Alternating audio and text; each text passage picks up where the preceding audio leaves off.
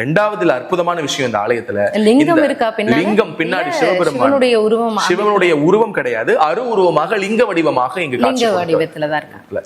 ஒரு சிவ ஆலயம்னு சொன்னாலே நவகிரகங்கள் இருக்க வேண்டும். ஆனால் இந்த ஆலயத்தில் நவகிரகங்களே கிடையாது.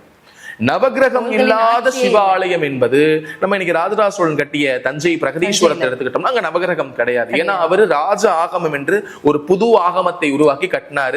எல்லாமே அவர் கீழே தானே, எல்லாமே இல்ல அப்படிங்கறதுனால. அதனாலதான் வேயிறு தோழி பங்கன் விகமுண்ட கண்டன் மிக நல்ல வீணை தடவி மாசரு திங்கள் கங்கை முடிமேல் அணிந்தன் உலமே புகுந்ததனால் ஞாயிறு திங்கள் செவ்வாய் புதன் சனி பாம்பிரண்டும் மாசரு நல்ல நல்ல அவை நல்ல நல்ல அடியார் அவருக்கு மிகவேன்னு சொல்லக்கூடிய பாடல்கள் தெரிஞ்சதுன்னா கோள்கள் எல்லாம் அவருக்கு அப்புறம் தான்.